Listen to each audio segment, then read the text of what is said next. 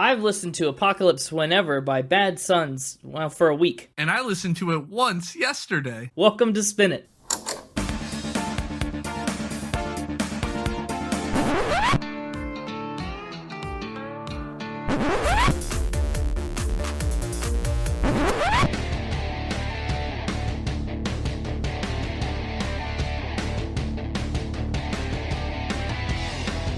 Hello, everybody. Welcome back to Spin It, the record ranking podcast for people who would rather be listening to music. I'm James, and with me is Connor. That's me.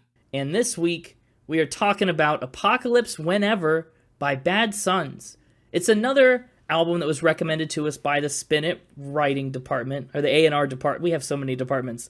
The Spin It A&R department recommended this album to us. One of you listeners were like, please do Bad Sons' new album when it came out. And so here we are, fulfilling your wish. That's right. This album is just a little over a week old, I think, at this point. Just a wee baby album. When we're recording it, so it'll be an extra week old by the time it actually comes out. By the time you hear it, yeah, that's true. Now, we didn't do this one quite as intensely as we did with the band Camino's debut album, where we listened to it 10 times overnight. I kind of gave this one a little more time to marinate and, took it a little slower. But it's kind of the same principle. I'm excited to talk about it. Me too. I'm pretty excited to talk about it. Have you ever listened to Bad Sons? Not really. One of my coworkers, when we go to lunch, he'll sometimes have their songs on. So I've maybe heard an oddball single here or there, but I've refused to let them play any of these songs once we determined we were going to do it, so that I didn't hear any of them ahead of time. Good call. Good call. Yeah, I've listened to some Bad Sons before, and that's kind of why I was super excited to get into this album. I've listened to their album that was just before this, Mystic Truths, and it scored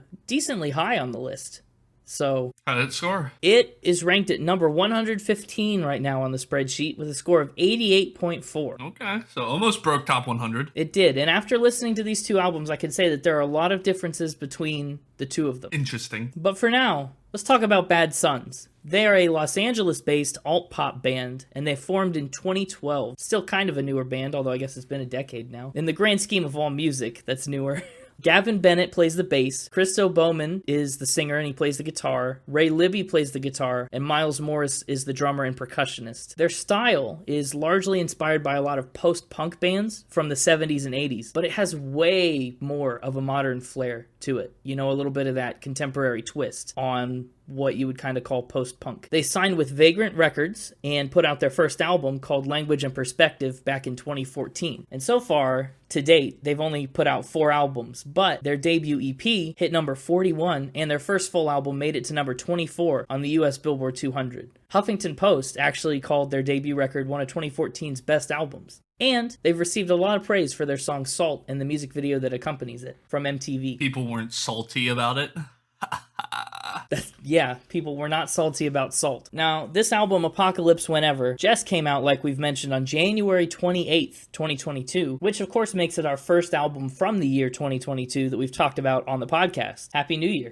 It's a pretty poppy album, but also it's got these really strong alt vibes and those same kind of themes lyrically. But generally, I think a lot of these songs are very, like, bright, sunshiny, poppy, right? I got strong alt vibes. Yeah, pretty much.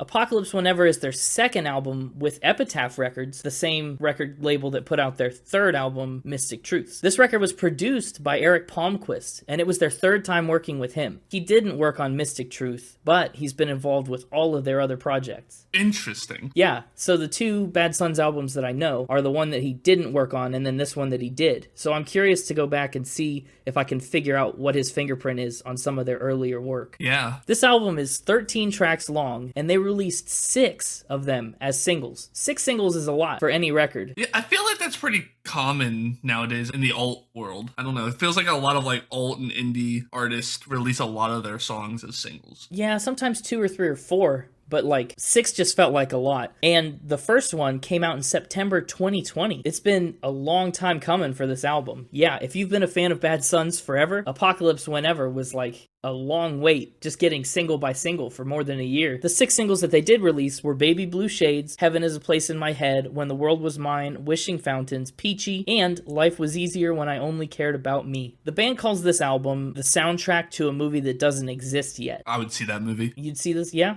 Okay, I think I would too. It's an interesting way to conceptualize this record. I think, and I like it. So as you're listening, if you haven't yet, and if you want to know the songs that we're about to talk about, you should try and frame it in that context of like a movie soundtrack for a movie that doesn't exist. I like it too because, movie soundtracks have to be very cohesive, right? They have to, the themes that run through them have to all work very well and fit the movie that you're watching, right? And I would say, and a little spoiler alert for what's to come, they did a very good job of accomplishing that on this album. Yeah, I would agree with that. Without further ado, I think it's time for another round of everybody's favorite Truth and Lie game show, Fact or Spin. Everybody's favorite Truth or Lie game show on Spin It. Let's not go too big here with our labels. Do you have another favorite Truth or Lie game show? Potentially. I mean, think of all the Truth or Lie game shows that exist out there. You really think ours is their favorite? Is there one? I can't think of one. I'm sure they exist. I'm sure they exist. Think of all of them. There's got to be something else. I'm just trying to manage expectations is all I'm trying to do. If we keep it limited to our podcast, then this has to be their favorite. It's the only one. Oh, you're trying to... That's a magician's trick. You're too much of a magician trying to force favorites on people. It works. Fair enough. All right, the Mixtaper's trying to grab the microphone out of my hand. I'm taking too long, so here he is. Hey, it's me, the Mixtaper! Back for another week of Fact or Spin. I'm still hung up on that snowman fact. I'm just picturing Randy Travis getting stuck in a door with his big snowball hips. That's funny. Aren't we all? Maybe. No. Probably not. I don't know much about Bad Sons. You kind of got a bit of an easier job this week. Yeah, I love it when you have limited knowledge on the artist because that means anything is possible. Yeah, I knew a lot about Randy Travis, and I've known a lot about Stevie Wonder and some of the others. Bad Sons is one I'm coming into a little more blind. The flip side of that coin is it also is more work on me for finding truths, right? I have, the world is my oyster when it comes to spins, but finding truths about some of these lesser known artists are sometimes trickier. Fair point. And so with that, let's just jump right into it, shall we? Waste no time, yes. My first one for you. Gavin Bennett is allergic to avocados and latex. That's an interesting thing to have known publicly about you. Like, imagine if I could just Google you and know that you were allergic to latex and avocados. True. Now, I've heard of that. Is this that allergy where, like, the protein or something in them is kind of similar, and so it triggers the same? Yeah, it's absolutely what it is. The proteins found in avocados are very similar to the ones found in rubber latex. What's the protein called? I don't know. I'm not a protein doctor. You're an amateur teen. All right, I hate that. I thought the more ludicrous thing was going to be that I called myself a protein doctor and not just a protein expert, but you really knocked that one out of the park. Protein doctor's fun too. Okay, how did he find out that he was allergic to these things? Is there a story behind the discovery? Yeah, he ate an avocado as a child, allergic reaction. Doctors were like, hey, we should probably get you tested for latex as well. And turns out also allergic to latex. The world is your oyster with the spins, and the facts are hard to find. I have to be honest, this one feels like a little bit of a dud. Hey! He just has an allergy. This is just like a normal thing. You haven't asked the interesting question yet. I can't just dig around all day. What's the interesting question? Well, some people, like when you are lactose intolerant or you're having an allergy to a certain thing, you kind of ignore it. You just do the thing anyway? Yeah. Yeah, well, I was waiting on you to ask if he did the thing anyways, which he does. Avocados are one of his favorite foods. No way. Wait, why? Avocado, listen, I don't care if you like avocado. That's fine. It's not that good of a food. Listen, our generation disagrees with you on that one, apparently. It seems like everyone in our generation is all about the avocados. Well, I'm fine with, I'm all about avocados too, but like, if I have to choose between not eating an avocado and anaphylactic shock, like, I'll just pass on the avocado, thanks. So his allergy is mild. He just kind of gets a bit of an itchy throat. It doesn't really swell up or anything. It's just he gets all scratchy. Okay. But it's worth it for that avocado goodness, I guess. Sweet, mushy avocado. He talked about it in a Twitter post. Yeah, okay. What's the Twitter post say? Sometimes known as a tweet. We're just talking about how great avocado is, and it's sad that he's allergic to it. Okay. You know what? That feels like a slight on latex. Okay, I'm gonna say this is true. This is true? It could be totally false, but like, man, that's a lame fact to make up. Yeah, that's true. Well, apparently I'm lame because I made it up.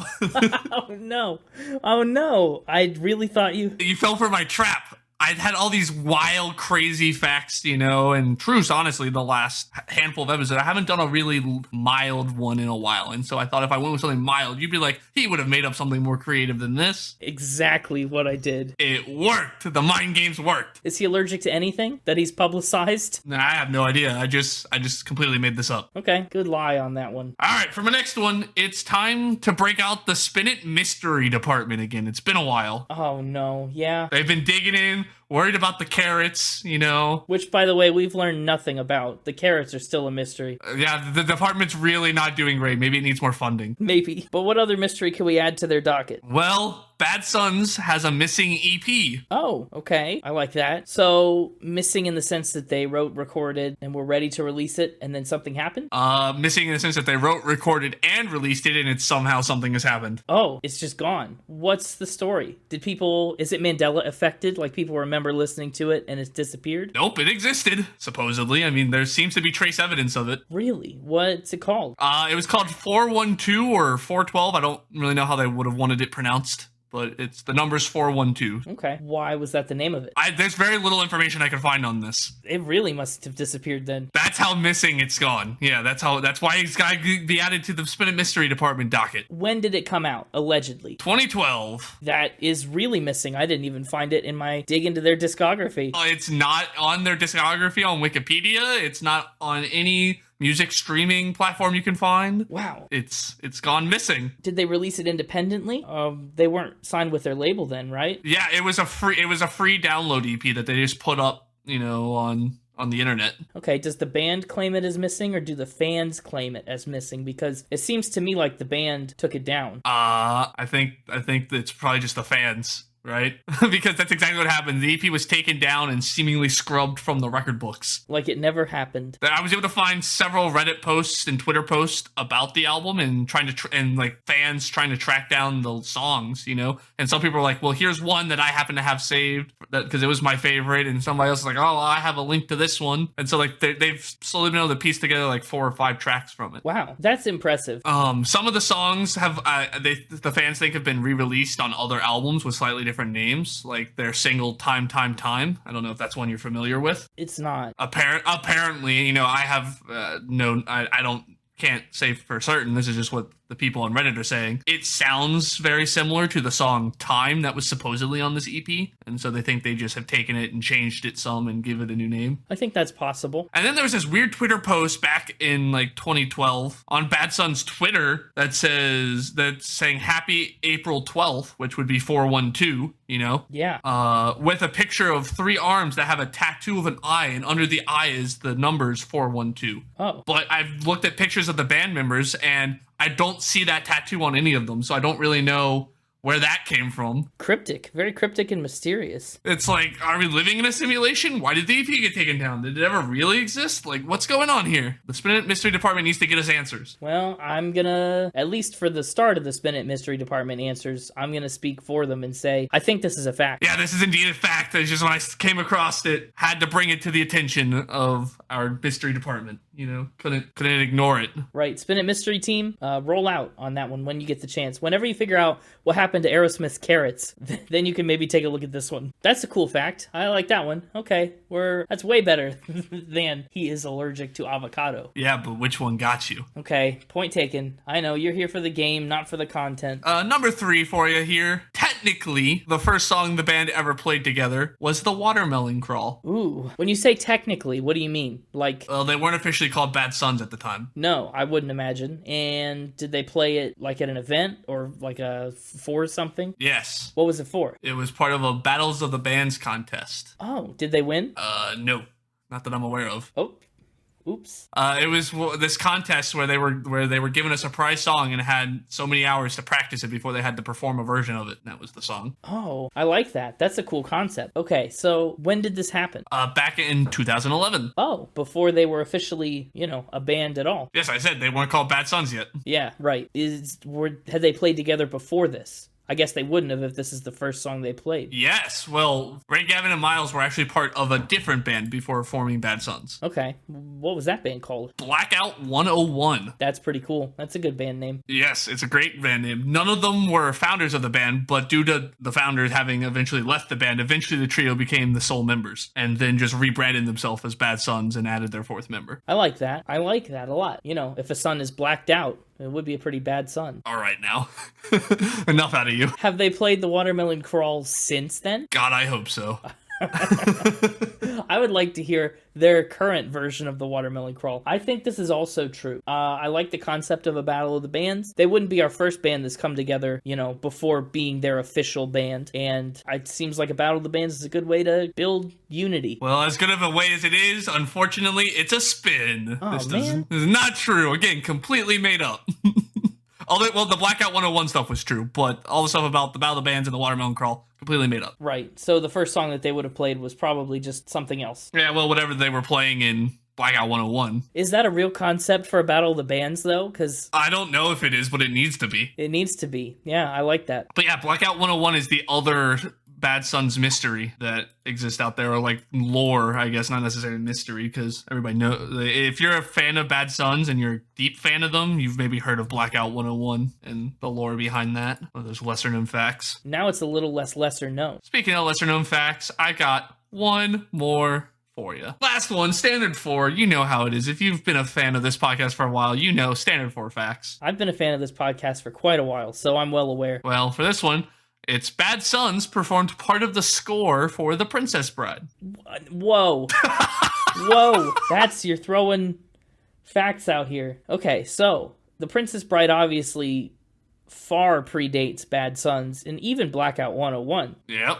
Is there a remake of The Princess Bride that's happening? Oh, it's already happened. Have I missed it? Okay, go on. In June of 2020, a Quibi exclusive series called Home Movie: The Princess Bride released. Yes, I remember hearing about that. Yes, for those of you who don't remember hearing about that, the series is a TV show, a fan-made version of the original movie. The characters, the plot, the script, all the same, but the actors all recorded themselves while in quarantine using their phones. And all the characters are played by a multitude of different actors throughout the series. They'll change throughout. And so, the grandson, the grandson who's sick in bed getting told the story, is played by people like Josh Gad, McKenna Grace, Joey King, and then Fred Savage even makes an appearance, who played the grandson in the original movie. The grandfather is played by Rob Reiner and J.K. Simmons and Sarah Silverman. Just all these. Adam Sandler does it at one point. There's just all these famous celebrities recorded themselves acting out specific parts of the scenes, and then they stitched them all together. I like that. And so Bad Sons was not in the movie, but they provided some of the score. Yes, Bad Sons was one of the artists who contributed to the musical score of the series. Who are some of the artists that contributed alongside of them? Who else was on the credits? Ethan Gruska, Blake Mills, Matteo Messina, Phoebe Bridgers, Bahamas, Sylvan Isso, maybe is how that's pronounced. Perfume Genius, that's one I don't recognize either. Okay, I know some of those names. That's exciting, and it makes me want to go watch it. Would they play any specific song in particular, or just some instrumental piece? I don't know. Okay. Ooh, this is a hard one. I definitely know that existed. It's just tough to tell whether they did the score or not. I think I'm going to say yes. I think I'm going to say this is true. There are some stretches of song on this album that kind of felt almost movie soundtrack-esque. Well, the whole album's supposed to be a soundtrack to a movie that doesn't exist. To a movie that doesn't exist. That's a good point. You're right. So I'm going to tentatively say that this is true, and we'll either go 50-50 or 3-1. We're going 50-50. This is a true fact. All right. Again, just way too cool not to include. That is really cool. Yes, The Princess Bride, the original. I can't speak for the home movies one yet. The original is a great movie, cult classic. It's a great concept. I'm excited. We should add it to the Spin It Movie Night. The list is forever long. It'll be Click Clack Moo, then Jaws, then The Princess Bride. Other notable names who played characters in there: Neil Patrick Harris, B.J. Novak, from The Office. Elijah Wood from Lord of the Rings. Only 2 characters from the original reappear in it. So Fred Savage, who I already mentioned, who played the grandson in the original, reprised his role as the grandson. He's the only character to play his original role. Carrie Ewells, who played, Wesley. Yeah. He shows up in the final confrontation, but he plays Humperdinck instead of Wesley. Oh, so now the tables have turned. Yes, he plays Humperdinck opposite Paul Rudd in that scene, so that just sounds great. That sounds wild. Well, that's a 50-50 week on Factor Spin for Bad Sons. Feels good. I'd had some not 50-50 weeks here lately, where it was barely getting you on one. So I'm glad that both of my spins are the ones that got you, and the ones that didn't were the two really cool truths that I just couldn't ignore. Naturally, yeah. It was a good week. It was not a blackout 101 for either one of us. And with that, I'll see you next week. Yes, you will. For another, hopefully exciting episode of Fact or Spin. It's always an exciting episode. Yeah. All right, welcome back, Connor. I'm back. Welcome. You just welcome yourself back. Apparently, I don't really know. All right. Oh, that's funny. Let's talk about the album art for Apocalypse Whenever. It's pretty simple. I know I said that a couple of times. It's pretty cool. Yeah, it is. It's definitely nifty. It's a very pink album, and there's like this lipsticked mouth coming in from the left side. It almost looks like a 1950s, I don't know. It kind of is like reminiscent of something retro like that. And down in the bottom right hand corner, it's Apocalypse Whenever in a really aggressive cursive script. And in a slightly darker pinkish red hue is their symbol that they have, that kind of their band logo. Yeah, well, that logo that they've used, it's the Zaya sun symbol, which is actually, it's a sacred symbol of the Zaya people, who are a branch of Native American Pueblo tribes in the Southwest. They actually got sued over the use of the logo. Yeah, I did a little digging into that too. Don't tell the Mixtaper. The Mixtaper purposely avoided it, knowing you probably couldn't help yourself, and dug into it. Yeah. The symbol, you're supposed to get permission from the tribe and then like pay donations to their like charities and stuff if you use the symbol. And generally they're pretty gracious with it, but I guess that's something that Bad Sons never did. And so, yeah, they got sued over the use of it. But it seems like the ruling was that they had changed it enough, right? Yeah, which I don't quite see the ways that it's been changed. I looked at a comparison of the two and they seem similar. The lines are all different lengths compared to the original. Is the difference. Otherwise, it's the same. Yeah, fair enough. But that's what its roots are in, the Pueblo tribes in the Southwest. And the band says that they've kind of given it their own meaning, and it like expanded upon what it means to the Zaya people. But that's the album cover. It's provocative. It's very cool. Like I said, I like how pink it is. I have a bunch of albums, but none for actual records. This would be one I would contemplate having on vinyl, just because I think the album cover would be cool. Yeah, well, I mean, the album cover's cool, and the album behind it is pretty cool. Yeah, let's talk about how cool it is. Let's do it. The first track on the album is the title track, Apocalypse Whenever, and I like it a lot as an album opener. It feels like an intro track, especially with the way that it kind of fades in with this really simple guitar riff. Yeah, that really soft crescendo. It starts off very soft and just crescendos all the way up through like the first verse. Yeah. Also a very catchy beat. It is. It's true. Okay, I'm going to preface by saying I think I might be a little nitpicky with this album, and I think part of that is just because it's new. I was afraid of this. That's just how, whenever it's something you haven't listened to for your whole month, you're always way more nitpicky on it. I know. Well, I felt myself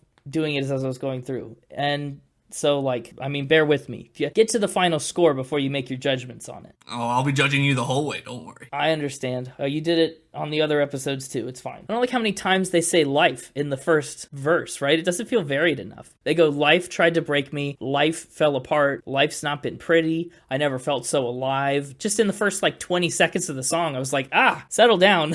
It's a lot of life and live and life. And okay, if we're going to count the word alive, then I guess it's 4, but otherwise it's only 3 times. We've had more egregious, repetitive lyrics. It's just what's so condensed into that short period of time. They really just linger on that emotion, I guess. That sense of alive is just very prevalent really early on. But, flip that with the verse. Love's hard to find and hard to lose. I love that. Oh, yeah, it's very good. The problem with the verse for me, and I guess it's just due to the fact that they started with a chorus and then went into a verse, it couldn't happen. But what I really wanted to happen, because they were crescendoing, they were rising the intensity level that entire time, right? Up through that first chorus as it kind of builds. It stair steps up, right? And so when we got to the end of it, I wanted it to explode into a big hit, but instead it just mellowed out into the verse. And that was kind of a bummer to me. That's fair. Well, this song is an excellent play on dynamics, though, to start as small as it does and then to expand into as big as it gets. That was my more nitpicky critique on the opening song. The rest of it was great. It's a great headbanging song. The whole hook of it, right, is apocalypse whenever. I can't live in fear forever, right? So the whole point of this song, and I guess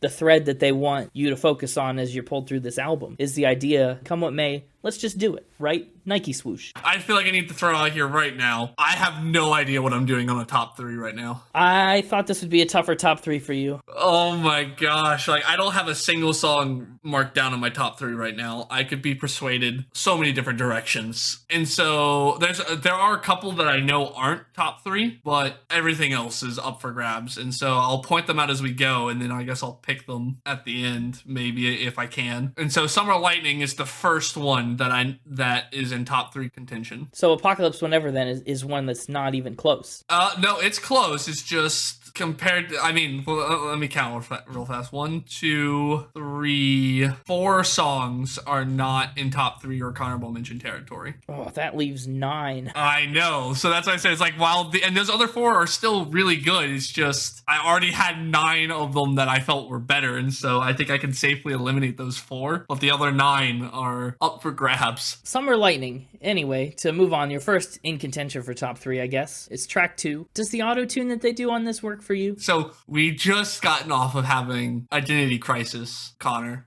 last week, but boy is he back this week. There's gonna be 2 things on this album that gave me a bit of an identity crisis, and the first one being the auto-tune. I think it worked with their sound. It does. Much better than other times. Yes, much better than I think most every other time we've done an artist that did auto-tune on this podcast. I think it really fit their sound really well. I mean, that's fair. I love that line in the pre-chorus, adjust my expectations for a little less sunshine. What a fun metaphor, unique metaphor. It is. Did not love the first line. Summer Lightning, fun and frightening. That one stinks. No, I like it. No one I've found does letting me down quite like you. That's top tier. I mean, every time that they do something, I'm like, oh, they bring it right back, and I'm like, oh, okay. So I can't even be too mad about the things that kind of rub me the wrong way. I'll agree, fun and frightening itself is a bit of it's a throwaway line, like it doesn't really do much. Yeah. But the way they hit it, it's necessary, because you get that first Summer Lightning that they hold out. You have to have something that lines with lightning that you can hold out.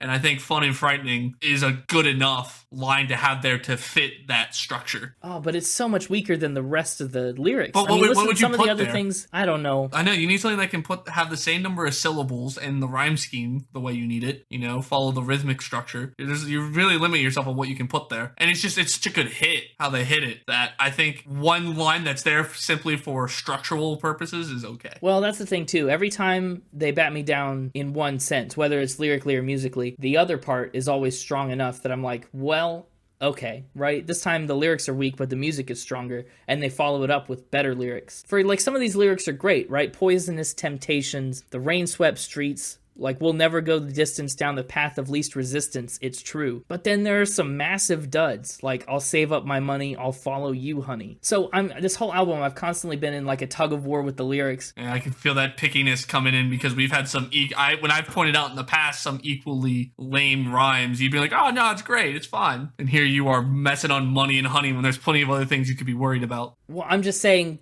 the whole album, every time something kind of hit me wrong, everything else hit me way more right, And the one thing I did think about Summer Lightning was that it felt a little caught in a rut on the melody. I don't think it does enough different on the verses and the choruses. They feel like they try and give it some variation from time to time, but I felt like they just beat each of those sections to death. Really? I felt like it, yeah. It is electrifying. It's an electrifying song. That's the lightning of it. And I think it does that well. But it just feels like it's missing a lot of depth and I guess the richness of some of these other songs. Summer Lightning feels a little it's missing a lot of the sonic depth for me. Whereas some of these other ones feel like they have a little more range. This one just didn't. One of those songs is track 3, Baby Blue Shades. Okay, all right, before we get into this one, I have a question for you. Yes. So last week you had a big problem with Baby Blue Eyes. Does Baby Blue Shades have the same problem? No, it's because Randy Travis called his own eyes baby blues. Well, this one he's talking about he's going to buy himself some baby blue shades, so I just want to make sure where the line was. No, the line is calling your own eyes baby blues. Gotcha. I really so first of all, Baby Blue Shades is a fast favorite of mine. It was pretty early on one that I latched onto, and it's remained that way. One of my top tiers. I really like the way that Baby Blue Shades kind of work as an opposite for rose-colored glasses, right? You put on your rose-colored glasses, and you're ignoring the red flags, the bad things, you're seeing things better. And these buying your, baby blue shades means that you're seeing the bad things and avoiding them and actually being better instead of just letting yourself get worse and worse. And that's the whole point of the song, right? It's this breakup song where he's changing for the better, but his partner doesn't see that and he wants the old him back. I really do like the clever parallel to rose-colored glasses, like you said. Like that feels like what this song's meant to be. Is kind of like the opposite of that. This is the next one in contention for top 3 territory, as it should be. It's poppy enough to keep the song moving, but smooth and melodic enough to keep it on the softer side that fits with their Summer Lightning and Apocalypse Whenever vibe they've set. Yes. I really like the stinger on this song. They end it with that little doo-doo-doo. It's like doo-doo-doo-doo, and it ends, just bam. Yeah, you like a hard stop. It's nice. Stingers are good every once in a while. It's true. I have a question. Okay. Can you see the moon from your kitchen? Yeah, I have a picture of the moon in my kitchen. You have a picture of the moon in your kitchen? No, but how great would it have been if I did, and I was able to throw that at you? What that? But why lie? The Mixtaper is rubbing off on me too much. Whatever. I can't see the moon from my kitchen. I don't have a window in my kitchen, so no.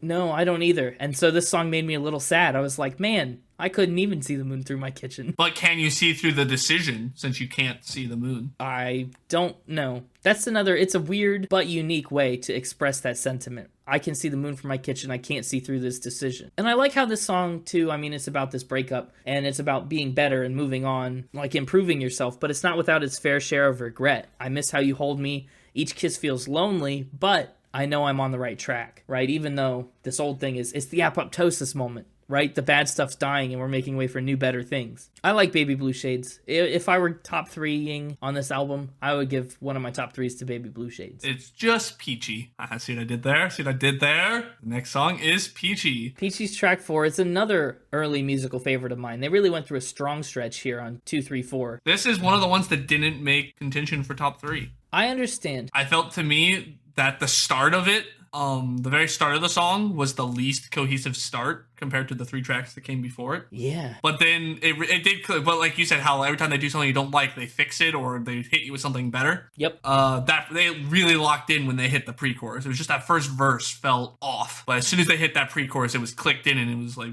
pedal to the metal, Yeah. It's definitely the same kind of thing for me. This one, musically, like I said, top notch, but lyrically, it felt a little too lofty. It's not a lot that's concrete. Okay, no, I'm going to disagree with you on that for 2 reasons. Maybe the majority of the song, but there's 2 specific instances that I highlighted in my notes that blew me away. Let me just say, if it's verse 2, it doesn't count. What's wrong with verse 2? Well, verse 2 I liked. Yeah, verse 2 is where both of the moments were, so I guess it doesn't count. So, see, verse 2 doesn't count. Verse 2 is great, right? One of the ones I loved was, they said, the 4th of July, your blue and bloodshot sparkling eyes. That is maybe the best line on the album, right? The sparklers, the red, white, and blue, the backwards way that they say blue and bloodshot. I just liked all of that. Well, and, talking about blue eyes brings you right back to Baby Blue Shades. Well, yeah, it does. Followed up within the next line, look towards the Symphony of Lights, which is the closing song. Yep. And then right into the only mention of the actual title of this song, I'm feeling peachy, take a bite, which perfectly sums up what I think the song's about. And so like that entire verse just really slams you with each lyric. I know. Well, while it slams you, the rest of the song is lyrically not holding water for me. Off of one listen, I can't dispute it, so that's under review for future listens. It's the chorus just being hard to imagine, hard to believe, like there's nothing tangible, and then the bridge I don't love, like don't change, even on the worst days, funerals and birthdays, turbulence and earthquakes. I don't know. It's just I like that. Funerals and birthdays, turbulence and earthquakes. That was a fun little slant rhyme there and great comparison. Funerals versus birthdays is like a contrast, but then turbulence and earthquakes both kind of go together, but one's in the air and one's on the ground. And so there was like some fun like contrasting going on there. A little bit. And then the slant rhyme was clever. Again, those were some bigger words that they were able to get to go together. But I will agree with you that it's hard to imagine, hard to believe. Got done a few too many times. One last little trivia tidbit about this song, though, is before the album came out, way back in December of 2021, way back like it wasn't 2 months ago, they set up a hotline number that you could call, and it would play a sneak preview of Peachy, and then announce all the release info for the album. That's cool. Isn't it? I know. It's a neat little thing. Another detail that seems strange for you who doesn't know much about Bad Sons to know, Mixtaper's over here giving you a judging look through the microphone. Well, you didn't know it. I didn't. Mixtaper might have. I guess he might have. I don't know. The next song is track 5, When the World Was Mine. This one was a little bit more of a grower. I'm still not 100% sold on this one in terms of the verse instrumentation, especially. So the fact that you say it's a grower is actually concerning, because I think I successfully eliminated it from top 3 territory. But if it's going to grow on me, that's concerning. It might not. It might not. Because it was almost in top 3 territory. It was super catchy. This was the first song that I wrote in my notes that I knew I was going to struggle with top 3. There's just a lot about it I really like, but it's a song that, trying to think back on right now, I'm struggling to remember. I guess it's the best way to sum it up. Sure. Well, like, listening to it in the moment, I was like, yeah, I like this. But now sitting here having to talk about it, I'm like, why did I like this? this one felt more reminiscent. So this whole album has been really like, again, it's been the Sunshine alt pop Bad Sons. When the World Was Mine feels a little bit more like Mystic Truth's Bad Sons to me. It's not quite as, I guess, lofty. It's a little more, I don't know. I hate to just vaguely say the word grounded, but it feels a little more like closer to the ground, closer to earth, right? There's a lot of nice imagery in it, but honestly, I kind of felt it had that loftiness to it. It was talking about, I don't know, it felt like, I guess it maybe feels a little more grounded because they're talking about an experience like when we were 18. Like it feels like they're trying to ground it that way maybe a little, but there's still a lot of lofty ideals in the song. It's true. I think what it is instead of the chorus jumping up and being I guess kind of the higher part of the song, I don't care what we do, can I kick it with you is way down lower. So the chorus doesn't like ramp up into anything. It kind of just dives down into that. And I have a question for you, Mr. Got to hear multiple times and usually can answer most of my questions. Yeah. What instrument is that's bouncing from left to right in my headphones as I'm listening to this? Good question. It really is noticeable in the interlude. That's where I first noticed it, but it then continued after the interlude. I don't know if it was there before it or not. Now that I'm listening to it currently, the bass is so good too. Ooh, which is part of probably why it feels so grounded. It sounds like it's just a synthesizer. I guess probably, but I really liked it. It was fun to listen to as it was just beeping and booping from left to right, kind of ping pong. It felt like I was playing a game of Pong, from the Atari. It does, yeah. It feels a little bit like Pong. For all you older listeners out there. Yeah, Pong was a video game. Yeah. Yeah, When the World Was Mine is okay. I think we're in a little bit of a dip period of the album for me. Just a short one, a small one at this point, but When the World Was Mine was not my favorite. Wishing Fountains is also one that I just can't get into. I guess looking at it, I have to agree with you, again, because I liked every song on this album, but Peachy, When the World Was Mine, and Wishing Fountain, all 3 are not in the top 3 territory. And again, there's only 4 of them that weren't. And so... Yeah, and 3 of them right in a row like that. And the other one was the first one. So for those of you playing the numbers game, be prepared for what's to come.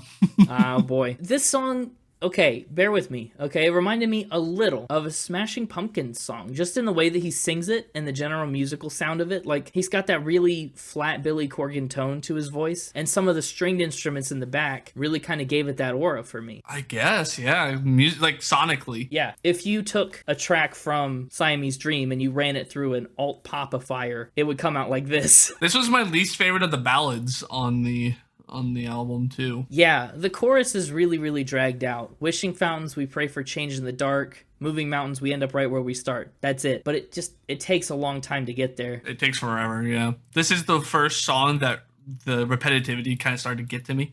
Yeah. Getting into the identity crises for the episode. I'm usually a big naysayer on repetitiveness. Yeah, say nay. The majority of this album, there's a decent amount of repetitivity just to the genre, right? That's kind of one of the things is you repeat your chorus. And for the most part, it works. And I don't mind it. It doesn't feel too repetitive to me. I'm just grooving along, having fun. But of course, it's the freaking ballad that it does feel too repetitive on, right? It's like, come on. Okay, yep.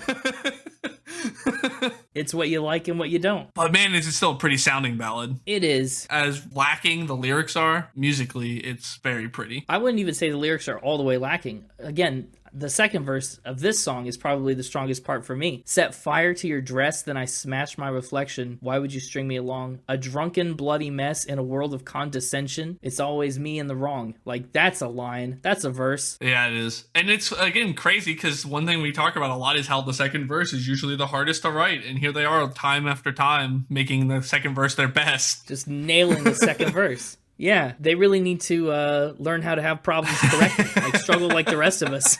That, and I thought the end was really good. The last little sting of the song is the world's not falling apart, but you and I, baby, we are. We're having our own little apocalypse whenever. Yeah. I like the cacophony of voices during the interlude of the ahs and oohs. Yeah, you're all about the interludes today. They're nailing them. There's also some really good harmonies on this song, too, that I think help it out a lot. It's just one of those songs like the verses are good, but the chorus just isn't there to back it up all the time. I can get behind that. The next song, next in the top 3 contention, Electric Circus. Yes.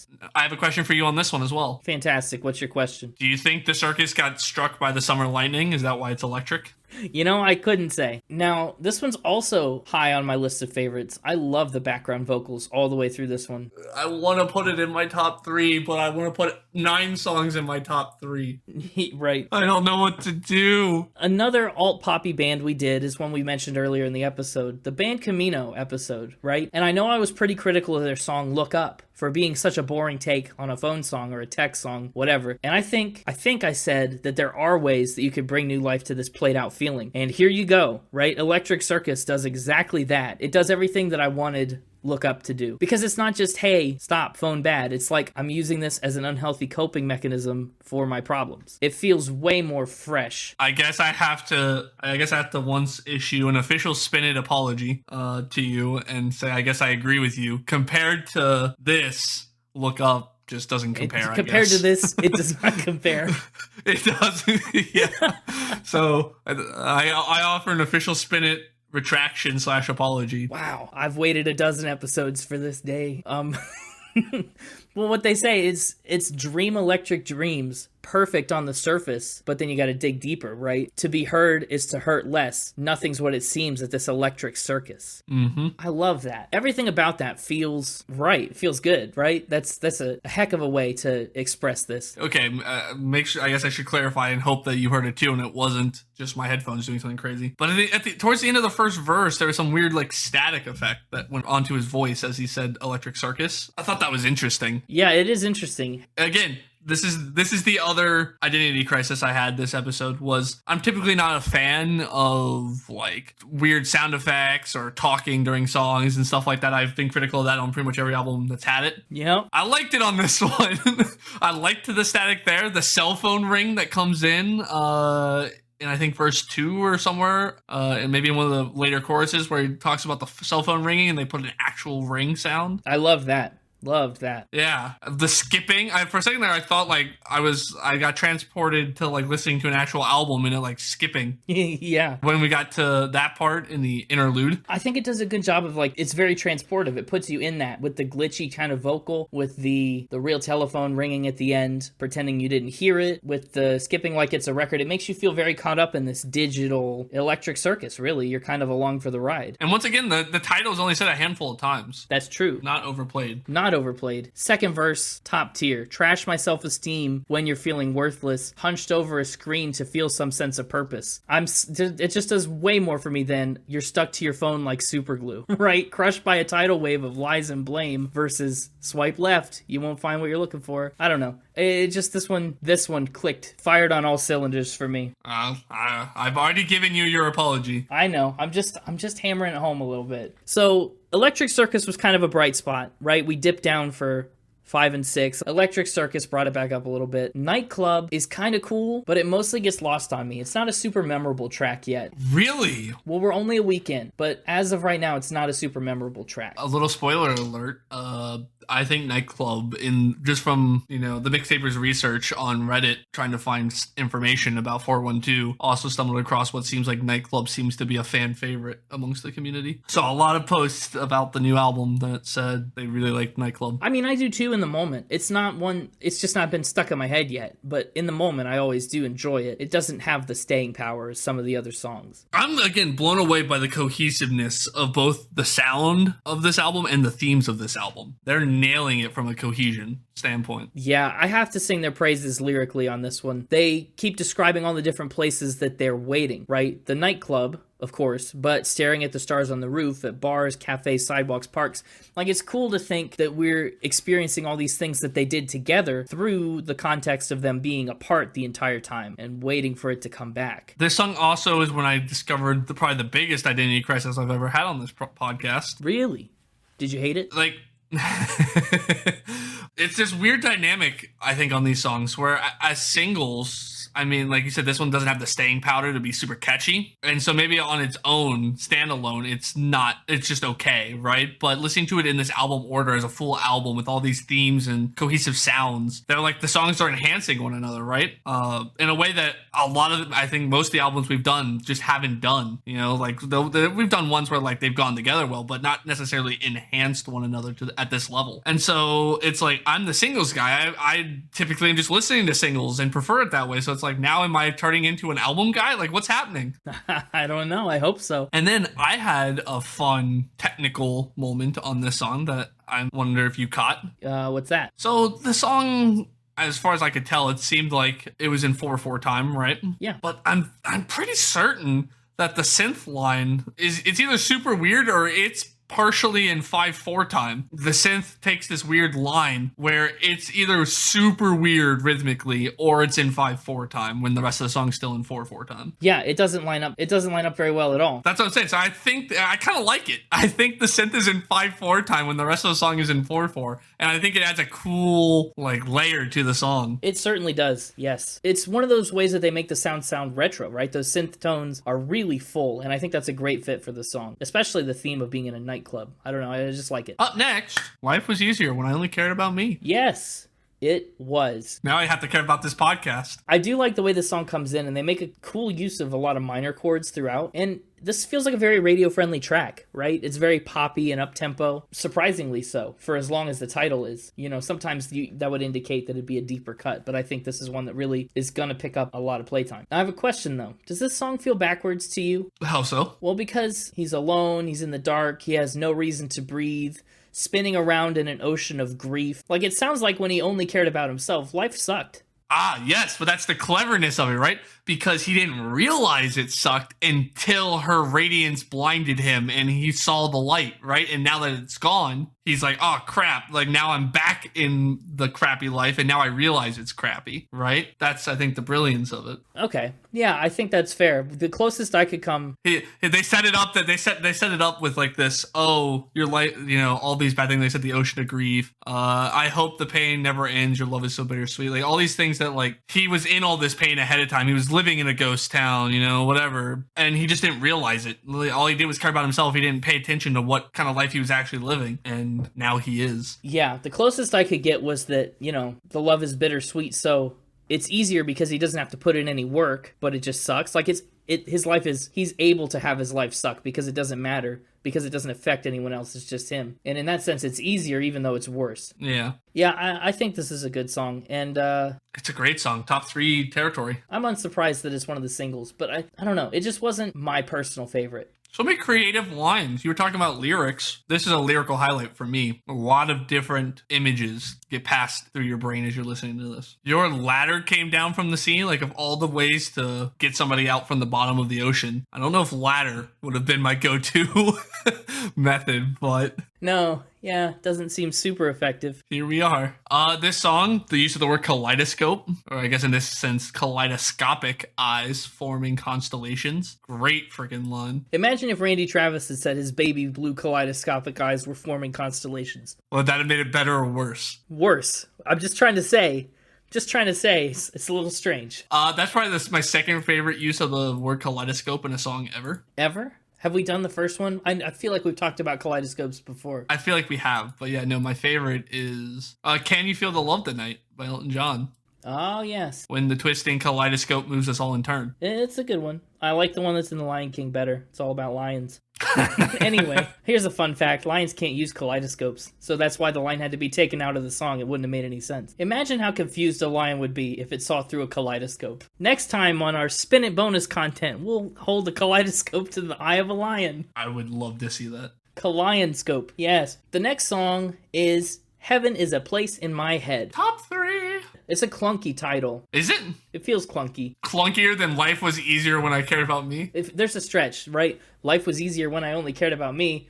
Heaven is a place in my head. They're both pretty clunky titles, but I like it. This is a song that I like a lot for its simplicity. Like Peachy was similar, but we didn't have that anchor. This one's very, very grounded in bits and pieces of things that we understand. Car rides, summer nights, these things that are in his mind that are so emblematic of a lost summer. What's with the weird muffling at the beginning? It's not that weird. It's pretty standard. I didn't listen. It was weird, but I liked it. Yeah, I think it's a cool way to get into the song, especially since it feels like the whole song is about memory, right? The memory of all this stuff is where heaven is. It's a place in my head because it happened before and it's gone. And I think that's a cool way to indicate this flashback kind of thing. It feels like we're busting through into the past a little bit. I love the chorus on this song. The instrumentals are on point. They're rocking the whole way through that pre-chorus, chorus, post-chorus run. Yeah. Top song. Don't know if it's top 3 yet, but definitely top song. Top something. It's top something. Whether top 3, we'll find out. They do a lot of this stuff where they'll make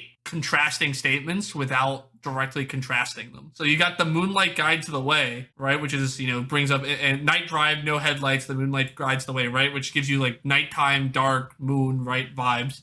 Nighttime, dark, moon vibes, yes. Yeah, listen, nighttime, dark, moon vibes. But then they immediately followed up with the next line, which is your tan lines burned in my mind, right? I love that lyric. Yeah, I love that line so much. It's a great line on its own, right? Because tan lines you get from the sun basically burning you. But then, like I said, the fact that they were just talking about nighttime dark moon vibes to immediately followed up with being burned by the sun. It's just a great contrast that when you stop and think about it, you realize, but you wouldn't necessarily pick up on right away. Yes. Good enough to leave me silently screaming. Yeah, I was just about to make the same joke. Yup. Silently Screaming is track 11, and musically, I think it's one of the more unique tracks on this record. There's a lot of unique melodic intervals that give the whole chord progression this kind of pseudo dissonance. It's uniquely cohesive. Like I don't feel like the song was out of place on the album, but it definitely stood out. Yeah, this is a real drum and bass song too. They really help keep this whole thing on track. I described the opening beat as walking down the sidewalk with a boombox vibes. Does it have walking down a sidewalk with a boombox? Oh, I don't know. I could see somebody like boombox on their shoulder, like strutting while that opening beat was playing.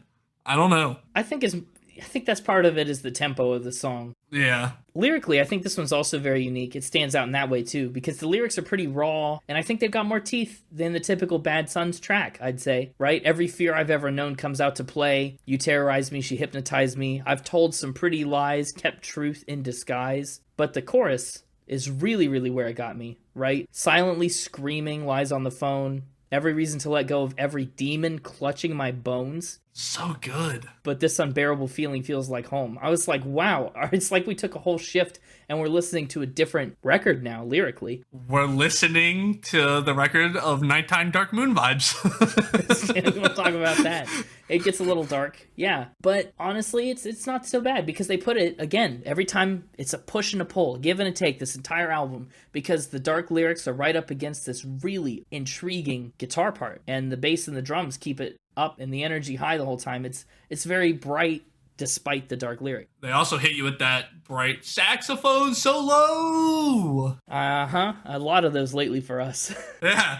That's another one of those trends we're going to have to break. We just broke it last week. Randy Travis didn't have any. I think the song gets a little itty-bitty played out by the end. Even though it's a pretty good groove, the pulse just gets to me after the end of the whole, 3.5 minutes. Interesting. I really liked it. I did too. Yeah. I was a little nitpicky on this record. For the most part, I don't have too much bad to say. I like the next song a lot too. Oh, it's so clever. Calling it Grace. Grace, parentheses. I think I'm in love again. Because Grace is the name of the person that he's singing about, right? Grace on the first night I saw your face, which again, if you're gonna get nitpicky with your rhymes, that's kind of weaker. I'm nitpicky on that one.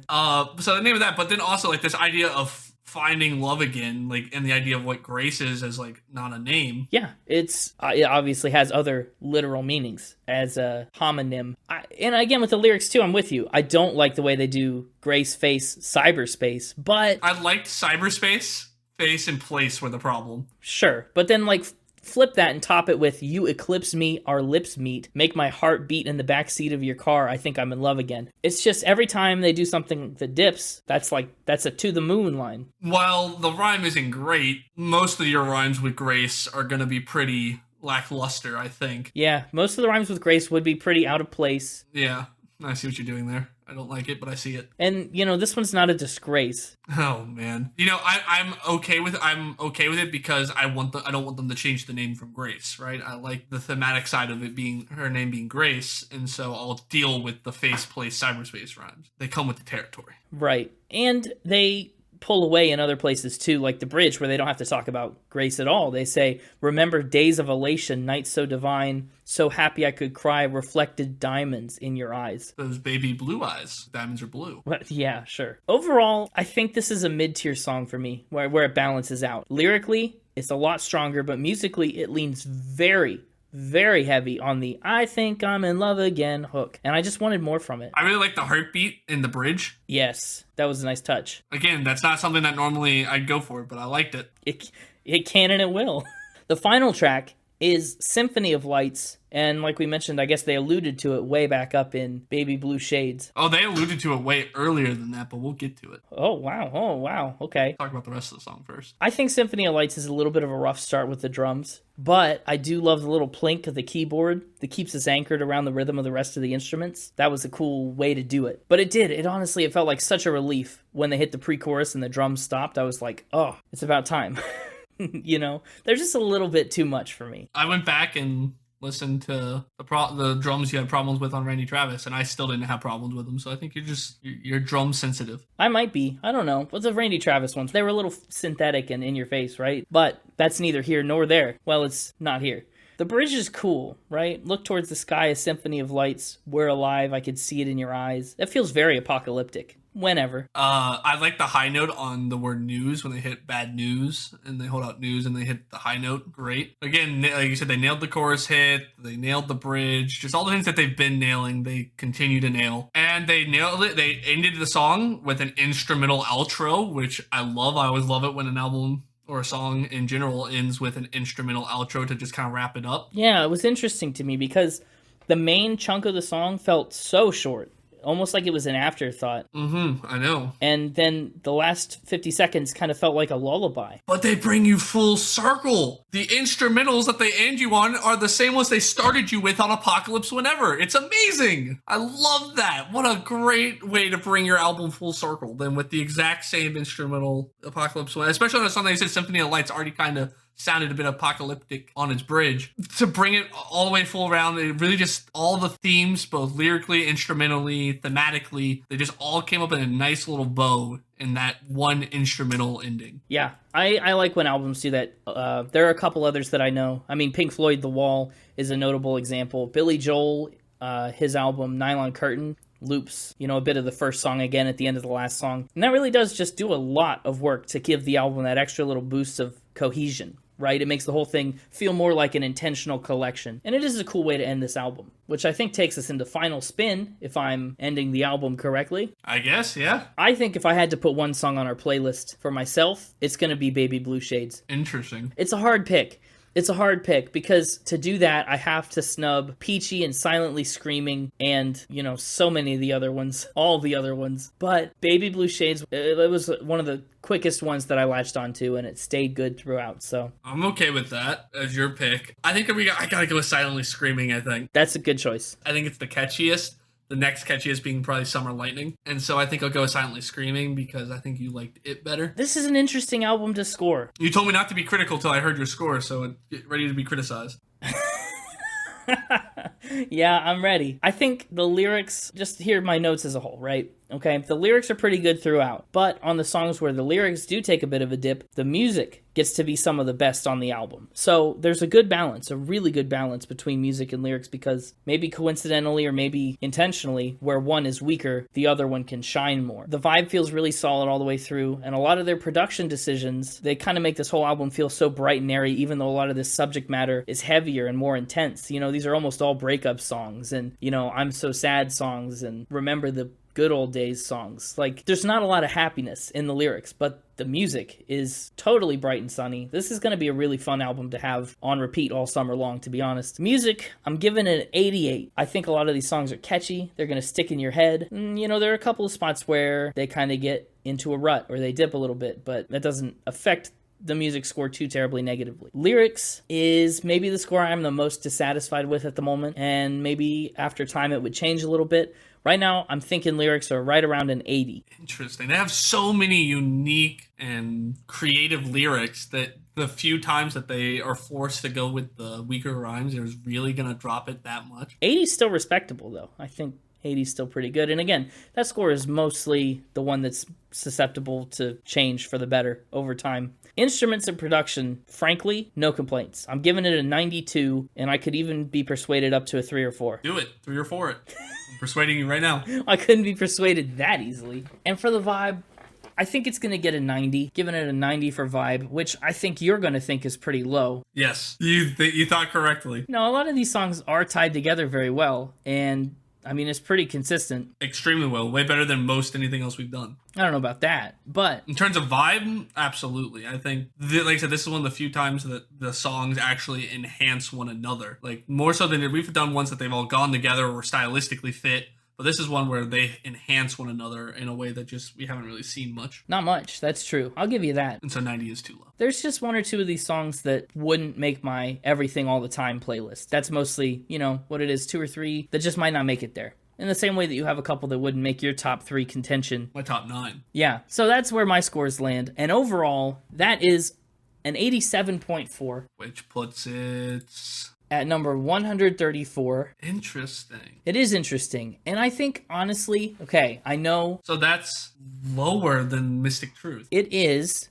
And I was thinking about this, and to compare the two is a little bit like comparing apples and oranges because they're just so different stylistically. But if you increased the instruments and production, you said you were willing to go up a couple on, and if the lyrics went up a couple like you think it might, it could end up higher than Mystic Truth. I mean, I suppose. Either way, they're very close, very similar, and I'd highly recommend these two albums to anybody who's a fan of alt-pop music or just, wants a fun album to listen to. It's full of sad themes, fun asterisk. It's fun to listen to, but you might choose not to focus on the lyrics all the time. What about you? So the only album that we've done so far that I think is comparable to this one is the band Camino, and that's one that you've very highly praised. So I'm curious to see where this one falls on your list, because overall it seems like you've been a lot more positive about this one. Like comparing the two, this one had less... I'm not going to call them dud songs. They had less weaker songs. So like you said, you had your lookups on the band Camino and stuff that just felt out of place on the album.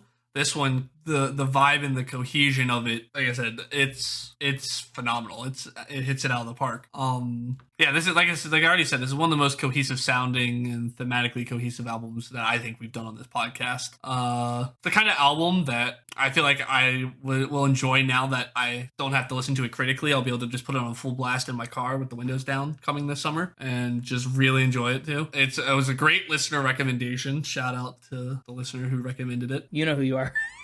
You know who you are. For our top 3, gosh, I've written, as we went down and talked about them, I put them in album order, my top 3 plus honorable mention. I could be so easily persuaded to change it though, but here's what I'm sticking with for the episode. Lock it in. Personally, I might change my mind, but for the episode, it's in album order: Summer Lightning, Nightclub, Silently Screaming, with honorable mention going to Symphony of Lights.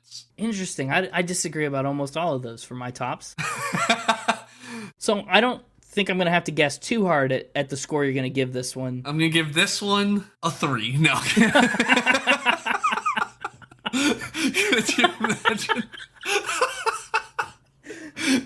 Could you imagine? I'm giving this one 9 nighttime dark moon vibes out of 10. 9 nighttime dark moon vibes. It's ironic because this album is very bright and sunny and airy, and to call it a nighttime dark moon vibe feels ominous and scary. It feels like an apocalypse whenever. Yeah, it does. And in terms of slotting it, I think it's going to go right above Band Camino and right below Plastic Hearts. Wow. That's honestly right about where I thought you'd put it. I'm impressed that it's above the Band Camino. I don't see myself listening to it compulsively like the 80, 90 sometimes I did the Plastic Hearts right before we recorded it, or Dua Lipa after we recorded it, or Billy Joel that I've done my whole life. But I do think I liked it slightly better as a whole to Band Camino. I think in a song for song, like, boxing match, maybe the Band Camino songs could hold their own individually in a fight. But as an album, I think this one beat it out. Oof, sorry, Mom. That's a Band Camino joke. So if I'm hearing you correctly, 9 Nighttime Dark Moon Vibes is more than 9 Units Camino, but less than 9 Plastic Knives. Correct. Okay, that's how it's scaled. That's how it's scaled. Okay, I think I'm pretty unsurprised by that score. I'm glad you liked this album. I did too. It was one that took more than one listen for me, so I'm glad that you're used to the one listen thing. It's pretty much, I'm excited to get this album on the playlist and all these songs in rotation, because I think this is a pretty great album. And on that note, all that's left to say is keep an eye on all our social media if you want to see all the Spin It related content that Spin It Industries is churning out. We've got some real exciting episodes coming up, and you don't want to miss them. So check it out at Spin It Pod on Twitter and at Spin It Pod Official on Instagram, www.spinitpod.com on the web. And until next week, have a great week and keep spinning. Keep on spinning. Spin through that apocalypse whenever. Every time I say apocalypse now, I have to think whenever, because I was so worried I was going to call it Apocalypse Now. Yeah. Maybe that's the movie that this is the soundtrack for. Maybe it does exist. Oh, like the sequel. The sequel to Apocalypse Now, coming out whenever. Apocalypse whenever. I love it.